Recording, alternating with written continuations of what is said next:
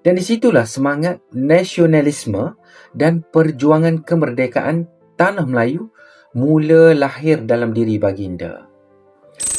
Tuanku Abdul Rahman adalah satu-satunya agung setakat ni yang mangkat ketika masih memerintah, iaitu pada 1 April 1960. Baginda hanya sempat bertahta selama 2 tahun 7 bulan saja, iaitu tempoh paling singkat kalau nak banding dengan agung-agung hok lain.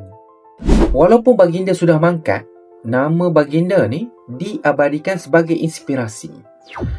Potret Tuanku Abdul Rahman ni bukan sahaja menghiasi wang kertas pertama Tanah Melayu pada 1959, tapi masih kekal pada wang ringgit Sapa Kela ni dan menjadikan baginda simbol kedaulatan yang terus hidup dalam dompet kita setiap hari.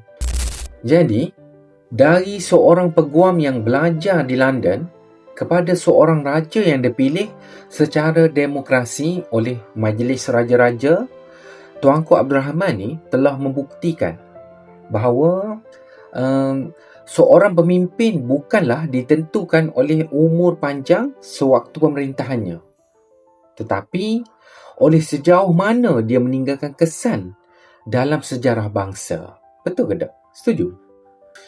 Dan wajah baginda kekal dalam wang kertas yang kita gunakan setiap hari.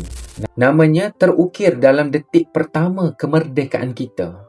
Dan tradisi pertabalan agung yang bermula dengannya masih kita saksikan sehingga ke saat ni. Tahu tak? Dan aku harap lepas ni setiap kali set-setmu nampak wang ringgit tu, kita kena ingat, sinilah bermulanya institusi yang di-Pertuan Agong, dan di sinilah bermulanya kedaulatan kita sebagai sebuah negara. Setuju ke tak? Ingat saya tadi?